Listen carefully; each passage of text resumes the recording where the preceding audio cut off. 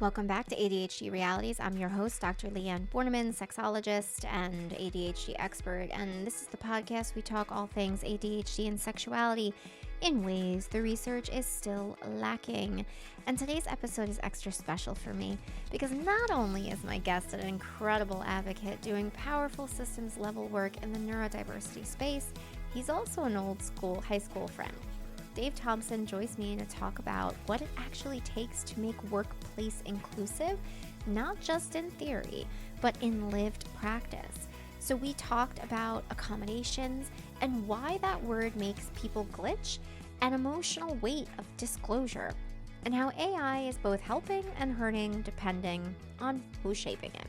This episode is part deep dive, part personal reflection, and 100% validation that you are not the problem. It's the system that weren't built for us. So let's get into it. Welcome back to ADHD Realities. Today I have my friend Dave Thompson, and really excited here because this is kind of like a high school reunion. We went to high school and we've had kind of maybe similar experiences around how we grew up and our experiences. So today's going to be a fun talk. But before we get into it, you want to introduce yourself to everybody? Yeah, sure. Hi everyone. Thanks for having me, Leanne. I'm Dave Thompson, and the reason I'm here is because I went to school with Leanne, but also I work in the neurodiversity space with particularly focusing on the world of work and how to fix systems and transform the world of work to work for everybody. And I've been doing that a long time. It's my special interest and my life's mission, and I'm really passionate about it. So stoked to talk about it anytime, but especially with a friend. So Yeah. thanks. Awesome. Awesome. So, I know when I was in high school, I was never diagnosed. I got an IEP, right? And I'm going to just jump in here with my first like go to wanting to unpack here. Were you diagnosed growing up? Did you have like an idea? Like, what was your aha moment? Was it a diagnosis? Was it a experience, a reflection of like how you got to where you are today, your experiences? I hope that made sense.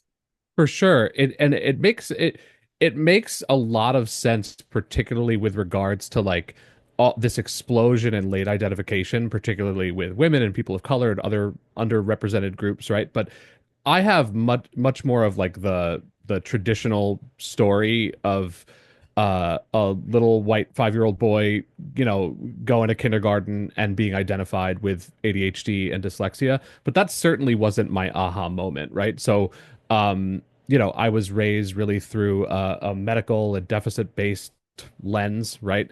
And so, kind of was seen as and therefore internalized the idea that I was kind of defective and othered and was in special ed, had to go take my meds halfway through school every day and stuff like that, and it was a little ostracizing. um the aha moment didn't come much later. Before the term neurodiversity came up in the 90s, people really weren't using it much until maybe in the last 7 years or so.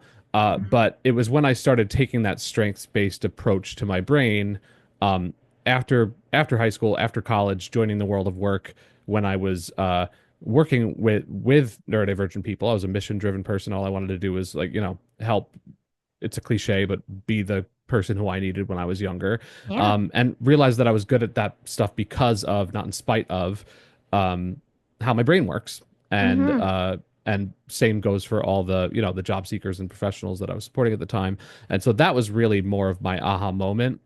And I know that for many that comes much later, um, due to what I was just mentioning. Yeah.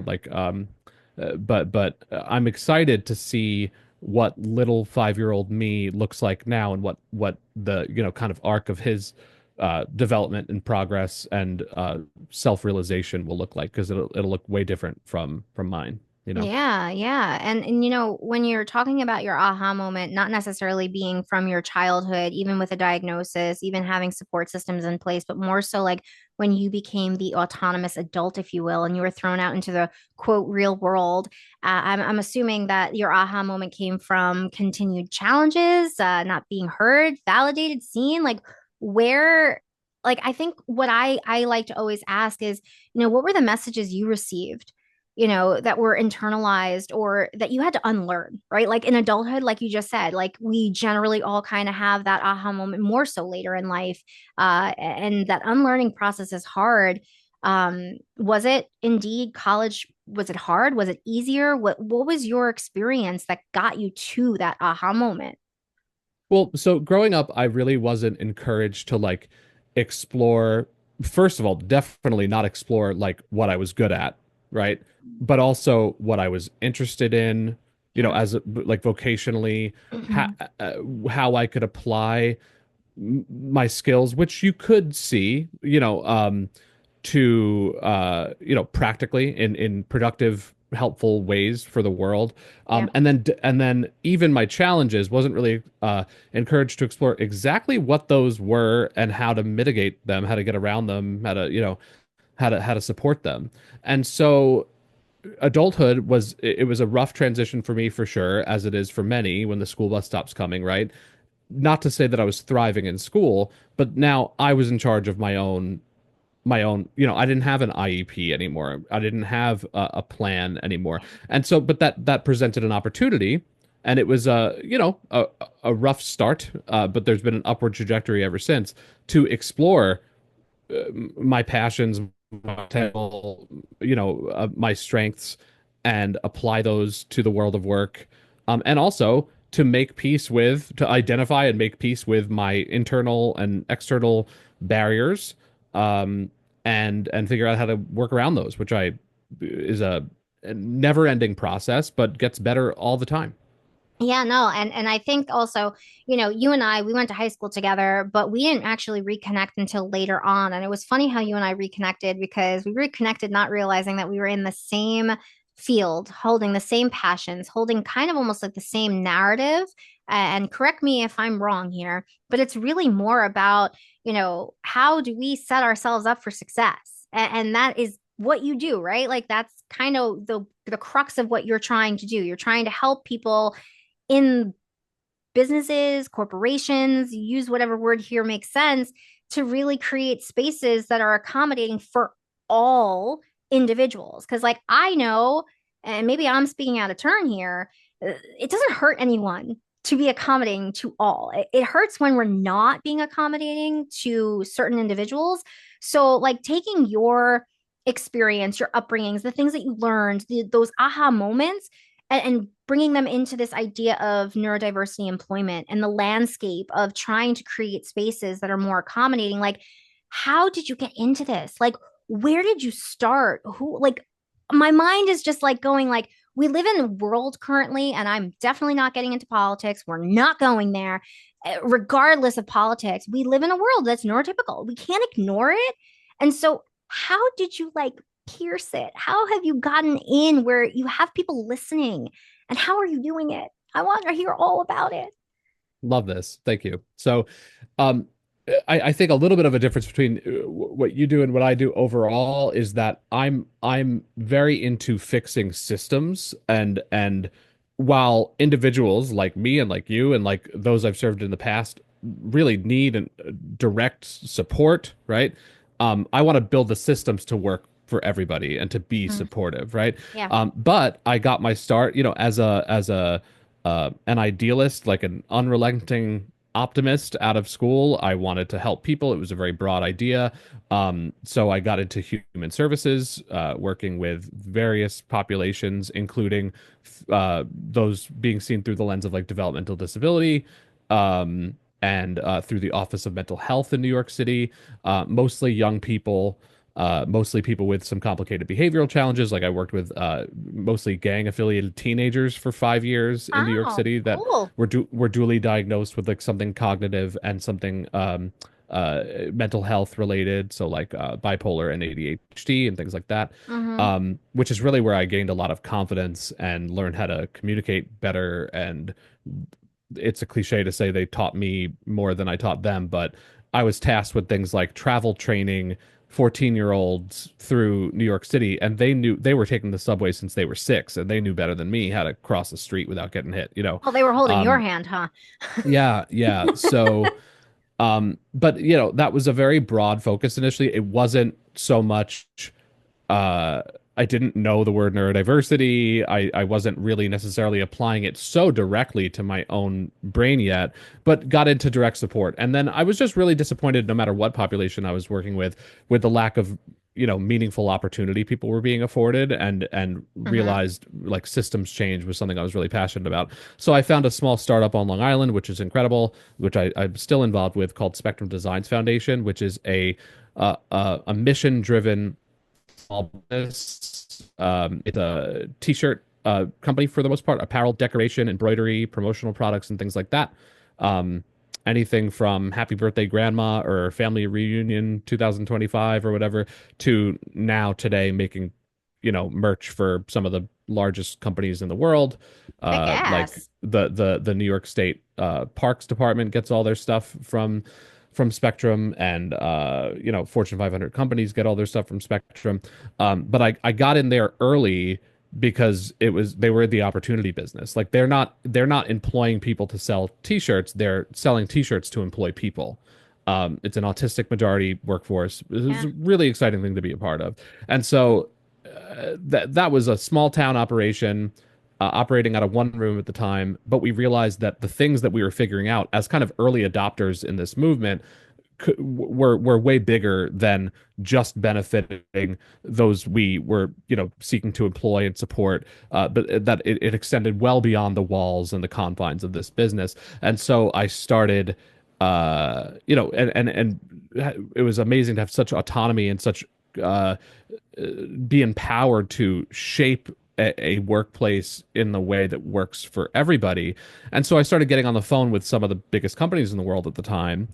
Um, and me with imposter syndrome, who the heck am I to talk to, Microsoft or a company like that? But they were thanking me for getting on the phone with them and explaining that to retroactively course correct a world of work that's big and clunky, a corporate world of work that's big and clunky and complicated, is really hard. And for you folks to be doing it from the ground up, from what color the walls are going to be to how loud the hand dryers are in the bathrooms to, of course, like the interview and onboarding and ongoing support and Mhm. career pathing processes, how you give feedback, all that stuff. You're figuring it out from the ground up.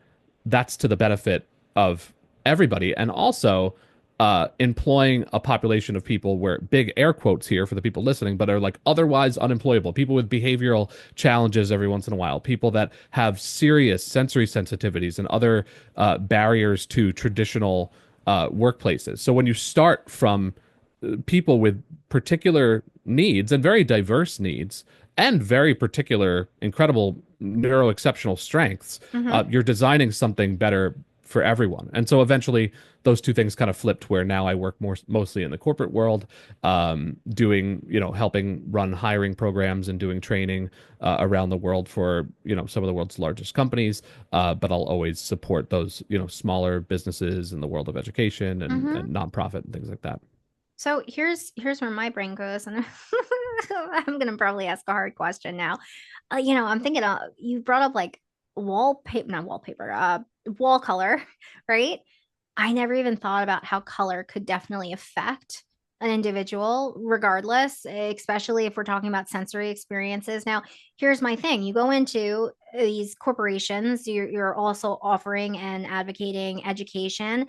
I know for me and the work I do, it's very like unique. I call it a la carte. Like, you have a variety of different approaches, but until you really start working with one individual, you don't know what approaches and accommodations are going to be needed for them. So I think to myself, this sounds hard. This sounds a lot harder than like a therapist like me working with a couple or an individual. How are you? And I don't know, are you able to answer this? Like, how are you able to then really build something ground up, not knowing who may be walking through the door? Is this an ongoing process? Like, are there check ins that I think to myself that we're always constantly trying to update and make sure that the environment is truly set up for a lot of people? Yeah, yeah, for sure. It's never over, right? So I've heard things like, is it exclusionary for students in school to have an IEP? Should IEPs exist? And I say IEPs should be for everybody. Everybody has their own individual needs. And so, first of all, neurodiversity is everybody. There's neurodiversity and neurodivergence, right? So Mhm. when you're talking about the wide scope of people's strengths and needs and passions and perspectives and barriers to employment, you're talking about everybody, even if they don't identify as having, like a spiky profile and being neurodivergent. Everyone's particular about a certain thing, triggered by a certain thing. Every single person has a sensory need every once in a while. Hey, it's too loud in that room. I can't stand it, right? No matter Mhm. how they identify. So, again, when you're designing for people with very particular needs and strengths and that, you're designing for everybody. With that said, um, it's as far as curating kind of environments. First of all, it's never over, as I said, right? And also, it's all about having options and flexibility and constantly iterating what's going on. So, for example, I'm in touch with a lot of really big tech companies, and you see this like stereotypical idea of this ideal modern work environment. And if you asked an AI right now to produce an image of that, it would be natural light, high ceilings, but a co-working space. And maybe there's a burrito stand 10 feet away from you, or a ball pit, or everybody gets a scooter, right? And there's a ping pong table, right? This is very, very common. And that's seen as like this incredible thing. And there's plants with different smells and things like that. That's seen as this incredible thing. And I actually really like the look and feel of a lot of those spaces. A lot of glass, right? Like no wall, I no feel like I see this a lot in those like new modern movies that are like all in the corporate world yeah, and things like that, high tech. Yeah. right. Glass office walls, right? Like things Mhm. like that. So I love that. But if you were to ask me to like dig into my work and deliver for my employer, I would literally be like, where's the closet, right? Like, I cannot do it here. It's great for like brainstorming and collaborative work for me. And, it's a cool look, right? Uh-huh. Like, I love, concrete floors and big Monstera plants and whatever. But when it gets down to it, I need my own private working space. So, but that's the good news. The worst possible thing to me is like the idea of in corporate they call it hot desking, which is like who knows where you're going to work every day. It's like showing up to the library at school and like finding a spot with your laptop, or even desktops where you log into your own thing and your stuff comes up. Mhm. That sounds horrible to me, right? But there are corporate environments where A, everyone has their own dedicated office, even if it's tiny, or B, there are just lots of individual quiet spaces to work in. There are even kind of like these small sensory rooms now that almost look like phone booths that you can work in at Mhm. colleges, universities, corporations, where you can adjust the light, adjust the airflow, adjust whether the window is opaque or not, which is really really cool. And so, as long as there's flexibility there, built-in flexibility and options, I think that's really important. And of course, something really really huge is working from home and the ability to have autonomy over when, where, and how is the biggest one you work. Where I know it's not always possible, right? But wherever possible, it should be. I think that I'm about 3 times more productive as I would be in person when I'm working at home. That's because Yeah. I've curated my own work environment. Um, And I think also, as you're talking about this, obviously, the first thing I think of always is the word accommodation. And you brought up IEPs, and I really loved how you said that because I totally agree with you on this front that everyone deserves an individualized, educational plan and that everyone is different, everyone has different needs. So we're not just talking about neurodivergency. And I really like that you emphasize that neurodiversity just means showing up in a world in a way that works for everybody. And we're thinking about all people, not just one type of person.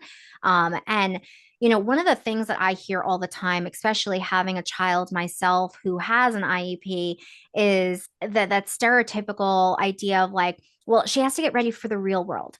And that like accommodations aren't going to be around at work and this and that. And then like I heard the work that you're doing and I'm like, yeah, well, no. Huh? And I get it, not every corporation is on board. Not every corporation is ready or willing or or is able to give the type of attention and investment mentally. I think more so than maybe financially. I don't know if I'm speaking out of my ass here, but like I think that's a very poo-poo idea of life and that, I think where I'm going here is like, can we like start normalizing the idea of just accommodating? And how can we do this? Like, I'm, this is how you do, and this is what I hear you're doing. You're normalizing the idea of accommodating, creating spaces that work for everybody, right? I Yeah. don't, Yeah. So thank you for taking I it. And my head's still going. no, Go, no, no. I could you. listen all day, and I could just leave because you totally get it. But I want to leave. I like uh, this. two quick statistics for you, and just to share that the world of work is changing. There is a mandate here, right? So your kids' generation is not going to put up with the same kind of rigid world of work that most people have been expected to, right? So No. uh, statistics are really hard to come by, and we can go into why research is complicated for this stuff. But 53% of Gen Zers entering the workforce that were polled identify as either definitely or somewhat neurodivergent. And in a different poll, 80% of Gen Z more broadly are less likely to work in an environment that lacks support for health and neurodiversity. The world is becoming more values driven.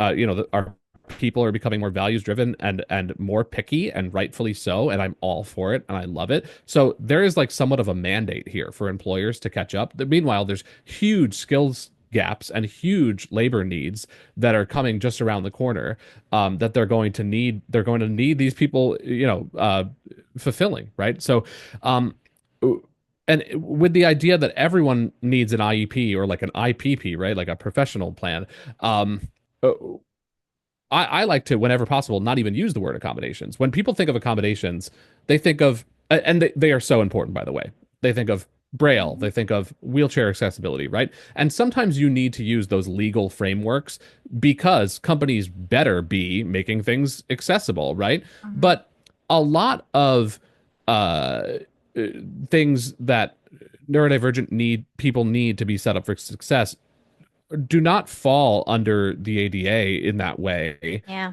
And they don't and they can really just be accomplished through kind of a social contract between a manager and an individual. So, for example, normalizing noise canceling headphones, normalizing knowing what the meeting's going to be about before the meeting. So if everyone listening, you got a meeting request for a meeting tomorrow morning at 9 a.m. in your boss's office. There's no end time to the meeting. It just says it starts at 9, and there's no topic. Are you going to sleep tonight or not? Right? And like that's kind of That some felt so, things. I felt so seen right there. Sorry. Right. Right. Well, that's what I hear from when I bring this up. A lot of the time I hear people say I literally would not sleep the night before. Yeah. Right? And so uh, knowing what the meeting is going to be about before the meeting, or using meeting transcription software in a meeting, and having preparatory materials, understanding your role in the meeting. Like these are just I could go all day about this stuff in all different areas of, communication, work structure, and things like that. But a lot of these things are just personal preferences that might not even really buck the system that much, just being able to do it in an otherwise, rigid world of work. Or it's a small ask, and all of them will help everybody. So if you make a rule on your team that everyone's going to know what the meeting's going to be about, what you hope to accomplish, and what your role is in that meeting, that goes a really long way. If you say, if you don't have any ideas in this, brainstorming session, or you don't want to say them out loud right now, feel free to email me for the next week. I'll be taking more suggestions or input, feedback, ideas. Some of your best ideas are going to come from people who were not the ones constantly raising their hand in that meeting, right? So Yeah. you can call that an accommodation if you want, but to me, it's just workforce optimization and like the best case scenario for people's individual workplace experience, and you should want that.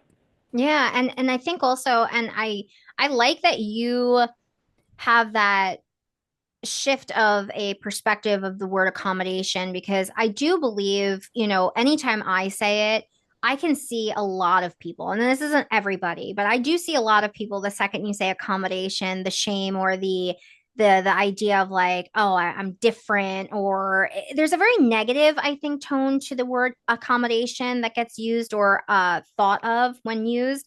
But what you were talking about, really, the word that came up to me also was like expectations of like how you're supposed to show up in the workforce and how unrealistic I think today's world is on what that expectation may look like. And so like when you were giving the example of, shoot me an email all week, how many people are willing and open to that, or they hold those rigid expectations of like, you should just know what the hell you're doing. That's part of your job. That's why I'm paying you. And obviously you don't know the stats or know how many people are like this, but in your, experience, do you see a lot of people still holding rigid expectations where you're there to work those through, like trying to teach and navigate them? Yeah, usually even if someone's kind of uninitiated to this idea before we start engaging with their team and trying to help them do better, usually we have converts. Generally, people, no matter what their concern is about either how much work it's going to be, or is it fair, concerns over DEI, which is Yeah. ridiculous. Usually we have a lot of converts. Even people who are motivated to do the right thing, a lot of the time they kind of start glitching a little bit when the actual changes need to be made, right? Like they're like, no, this is how we do it. This is what I learned in cybersecurity Interesting. school Yeah. that the meetings are 15-minute stand-up meetings and we call people out on their stuff out loud in public. And, how do we not do that? Or even with interviewing, like, oh, I need to surprise people on a job interview with pop quiz questions that are really difficult, or these ridiculous hypotheticals like, I'm going to give you an elephant. You can't sell the elephant. You can't kill the elephant. You have to keep the elephant alive. What do you do? Or how many marbles fill up a school bus or something like that? All these ridiculous questions that have nothing to do with the work. And people are very dug into that stuff.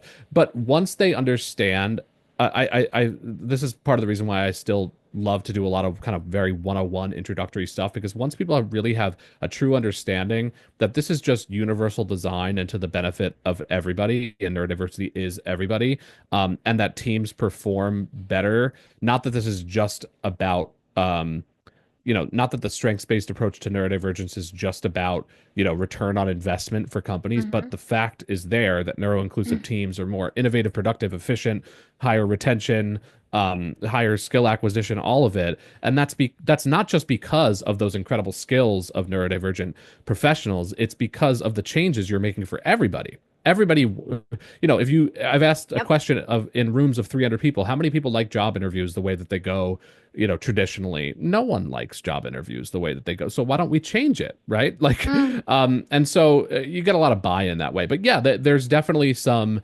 concern, even if when it's not concerned, some anxiety around like changing systems that work. But that's how progress happens, challenging existing systems and asking why and then seeing what we can do better. And, as you were saying all this, and I don't think this is your area, but I'm always open to having a conversation. It's like my go-to then says, where do you start, right? You're trying to operate and help and support systems that have had years and years and years and years of experience and other types of dynamics that have not given true space to the type of dynamics you're creating or helping people create. So, like, I think I go into this head of like, how do we get into the schools? How do we start this from day one? Like, my head.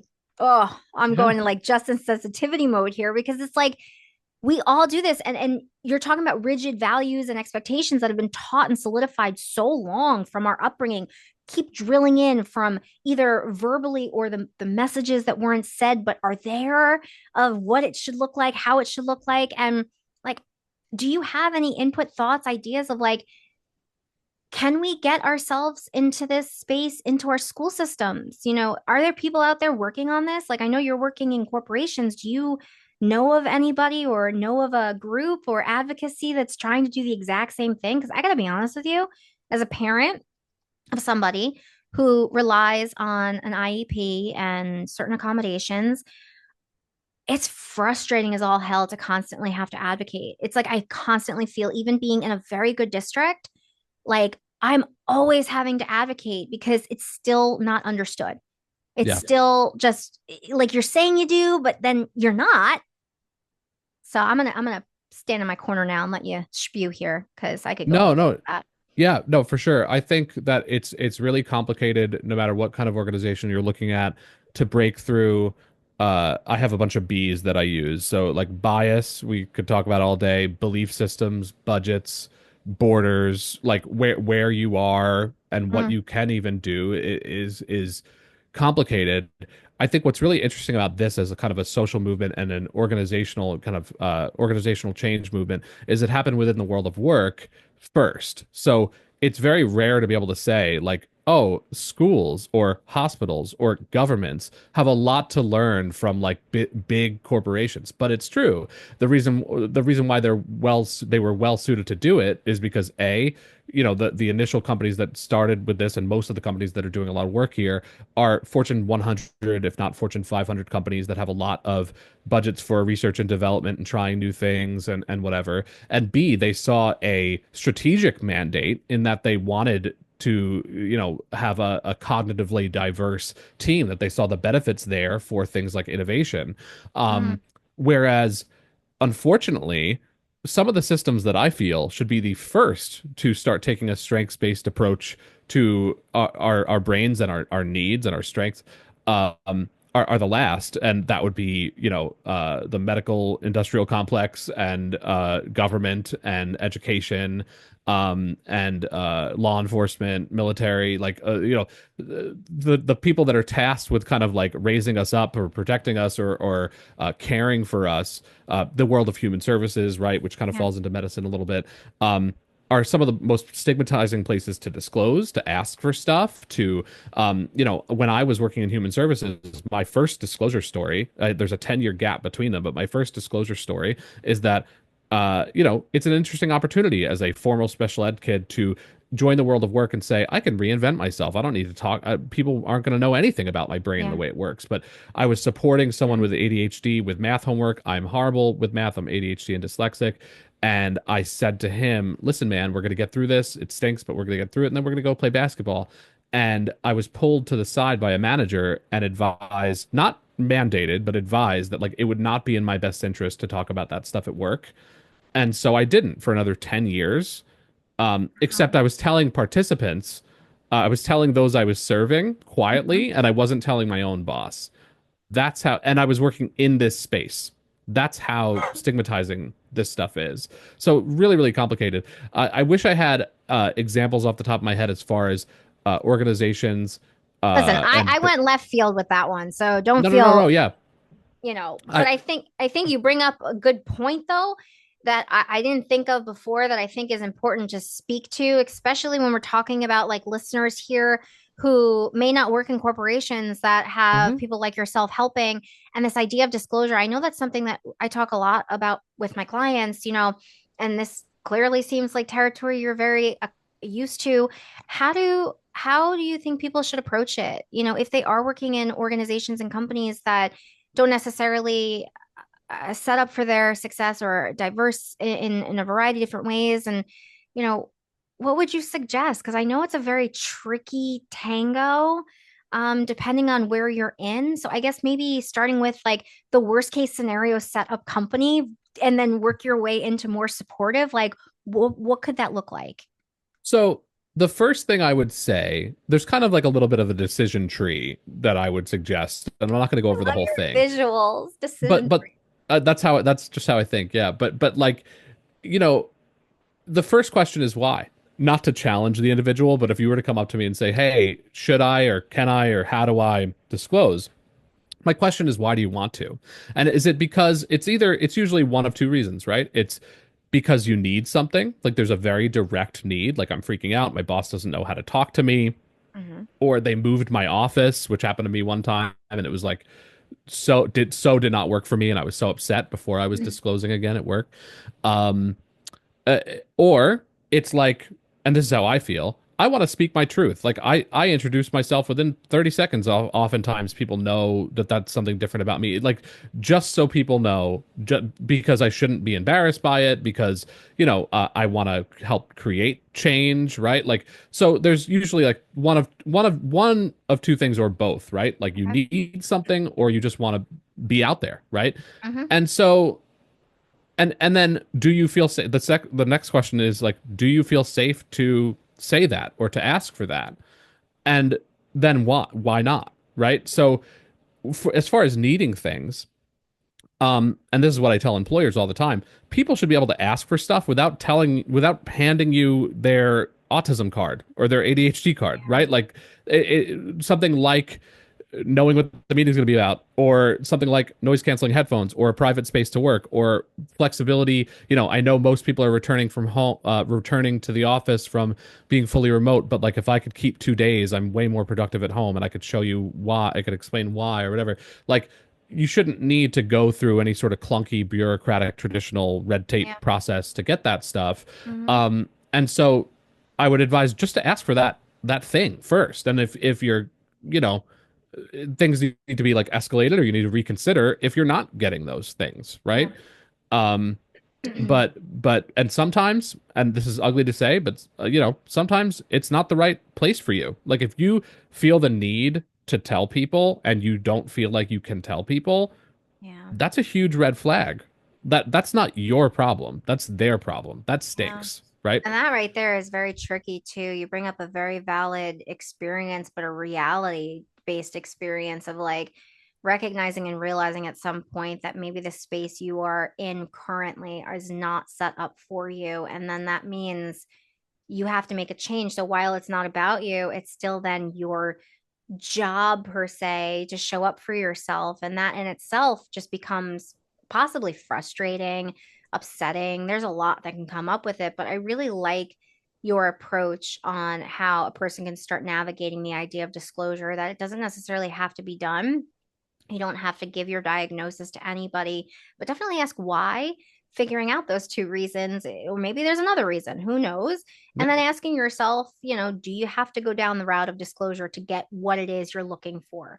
I really like that. And I don't think a lot of people have that approach. I mean, I speak to a lot of people, and I think the biggest misconception is the idea of disclosure means you have to give your like diagnosis. And for some people Mm-hmm. that doesn't work. I'm with you on the fact that it gives me a space to not feel overwhelmed. Like, yeah, I got ADHD.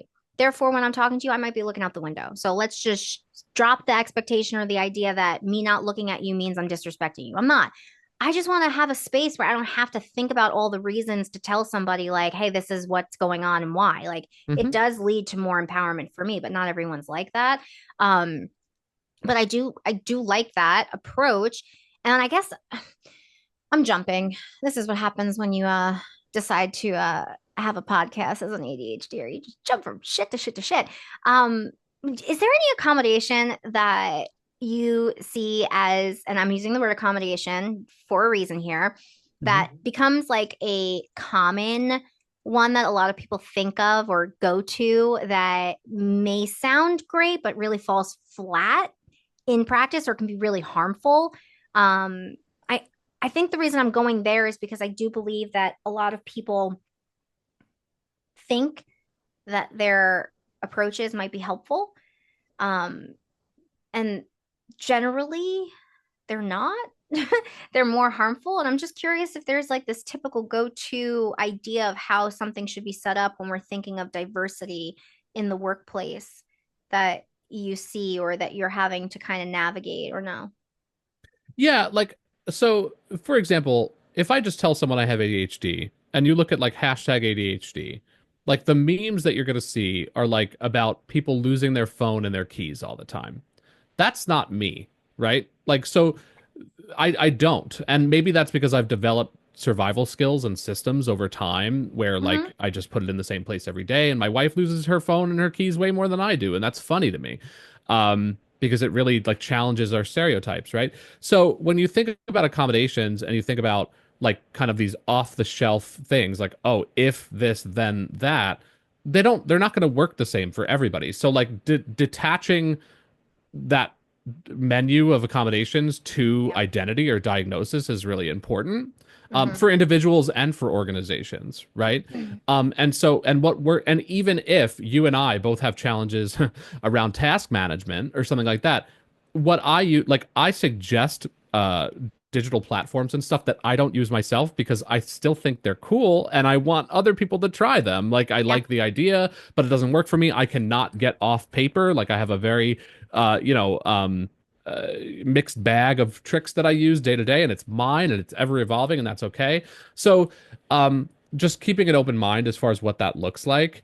And I do think that sometimes there are going to be limits to accommodations, and I know that sounds ugly, but for example, if I was sir in a restaurant and I said, "Well, I really like to know what to expect every day," which is true for me, right? So I need to know how busy it's going to be tomorrow, how Mm, many tables I'm going to have at once, and what everyone's going to be ordering. That would be great, right? Like, obviously, that's laughable. That's impossible, right? So, like, unfortunately, that might not be a good role for you. Like, yeah. and so I don't want to pigeonhole people and say ADHDers can't. I know ADHDers that are project managers for tech companies. I know autistic people that often are thought of as antisocial, that are tour guides and stand-up comedians, right? But not every role is going to be ideal for every Yeah. person's skills or their needs, and that needs to be okay. The most popular accommodation falls under that workplace flexibility in um so I see it as two, if I could ramble for 2 more seconds. I 100%. Go for I it. I see, the classic questions of what, why, when, where, and how.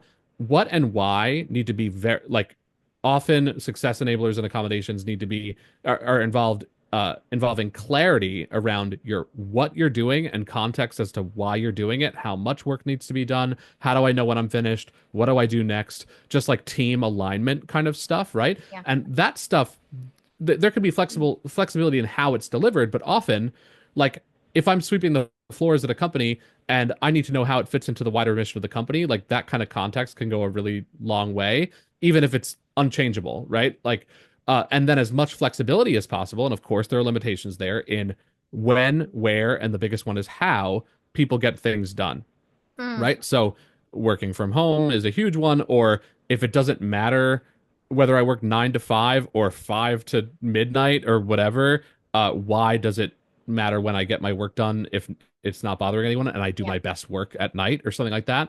And how is like I use a Mac. I'd really like to use a Mac. If I went to go work at my friends at Microsoft, I would not be able to bring a Mac into the building. Like so I'd need to either figure it out or I need to work somewhere else. Yeah. Um, but as much flexibility as we can in the when, where, and how. And I think that's actually a really good point, the flexibility piece, right? And I think that's one of the reasons I asked the question about like, have you ever come across like a typical accommodation that a lot of people may assume or think when we're thinking of this idea of trying to set environments up for all people's success? Because I think I wanted to drive home that narrative of like, there is no one way about this. That's what I'm hearing from starting this conversation with you. There is not one way of doing this. There is the need for fluidity, flexibility, understanding that there's ebbs and flows. And sometimes environments just are not going to be for you. And again, like you said before, that's not a you thing, it's a them thing, but you can make it a you thing, but you don't have to if you understand the idea of these ebbs and flows and the fluidity around it. Now, for the purpose of time, I have to ask you this because this is the new age thing. And I definitely have a love hate relationship with it. But I have more of a love relationship with it. AI, specifically like things like Chat GPT. I know I see it all the time now, like people knocking people for using it or calling people out and saying, like, you have one brain, use it. Like, stop this, stop whatever. I don't know. As an ADHD, I can't tell you how much Chat GPT has helped me between all of these areas, between trying to figure out what the freak to cook, helping me create more ADHD friendly summaries for myself, for my clients, in ways that I know my brain struggles to map out. Can are you willing? Can we go there? What Let's are your go. Let's go thoughts? there. I think it's a mandate. I think we have to. Oh, fair. I I love think it's a law now. No, I'm talking. I'm talking about this a lot. The first thing I want to just get out of the way, and this is something that I said in front of 20,000 people in March. But when you ask me, the first thing that comes to mind as an employment person is that neurodivergent professionals should be helping to shape AI in the future of work. We are it. the first people to spot squeaks and flaws and things like that. And you know, we're kind of canaries in the coal mine in that way. I That doesn't mean that we're sacrificial lambs. We still need to be taken care of and whatever. But we spot flaws and biases other people miss. We challenge assumptions. We're creative. We have incredible pattern recognition and different ways of thinking, quite literally, right? And bring fresh perspectives, and it's improving so quick. Whereas 2 years ago, if I were to ask an AI like something about neurodivergence, it would have a very rigid idea of what we're talking about, and it's getting better all the time. But AI is being shaped by data sets, and data sets reflect what's on the internet, right? And what's on the internet traditionally has not included the real genuine perspectives of those that we're talking about here. And so it needs the influence of And I neurodivergent think that's perspectives. where my hate part is from, because the hate is that right there, right? People then relying on it as a source that, if it's pulling only what's out there or what's like typical said, Right. you're going to keep getting the wrong view, the wrong perspective. And that's my iffy relationship with it. Yeah, yeah, again, it's getting better all the time. And for example, if I said to it, on my own personal account, right, never call it that again. Don't use, it listens and it gets better. And I don't know if it takes that data and uses it more broadly, the average of everybody or Be whatever, great but if it it is did. getting better. Yeah. But yeah, I would say there's never been a better time to think differently, and there's never been less of an excuse to set us up for success. So things like, I know I mentioned briefly meeting transcriptions before. The idea that I can have notes after the meeting and I could just remain present and pay attention in the meeting and not have to take those notes with calls Yeah. to action and things like that is incredibly empowering. I mean, now we're even to the point where with Copilot, you could be invited to a meeting, not attend said meeting, and be in the chat. And the chat is not just the chat between people, it's also Copilot summarizing what people are saying. So you could not even know. So be careful, everyone, because you could not even know someone's in a call and they can actually chime in the chat and be like, I'm on another call, but I know you guys are talking about me. Here's what, and I've seen that, and it's really interesting. And so let's say you're a little overwhelmed, you don't want to be on the call even with your camera off. You could still have Mhm. those notes. You could still chime in live, which is incredible.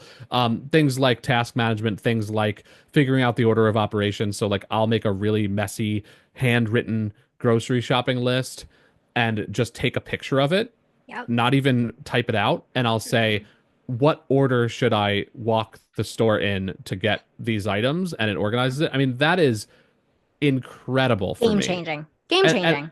and also with Google Gemini and all these other things, or if you're using ChatGPT a lot and uploading a lot of files, when's the last time I addressed success enablers with Leanne?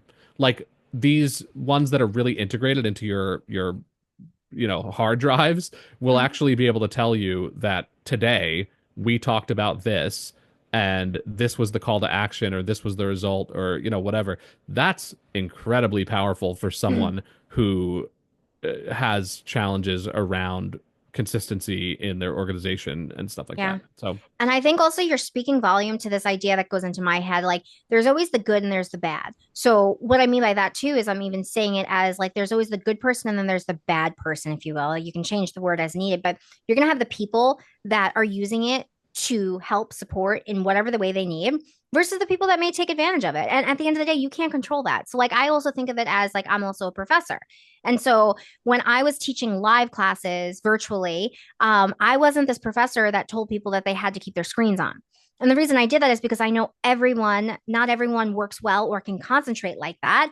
And so I knew that the people that needed it would succeed. And if the people that took advantage of it, well, that's on them. Like, I'm not going to try and be a stickler to the type of environment and dynamic here. And it's the same thing with papers. Students submit papers that I can clearly see have been helped by ChatGPT or AI generator. But I also know that they're using it because sometimes formulating a sentence in a way that works well with your mind for that moment in time doesn't work. And if you're not becoming a writer and that's not why you're in school, Is it so bad that you're using something to help you get through a system that's placing this expectation or want or need on you that may not just be needed, but you need to get through? You know what I mean? So I really like how empowering you talk about AI, because like this whole conversation we've had today is like one of those that gets me really excited, because it's like, okay, we're doing something, right? And we're in the moment right now with this conversation.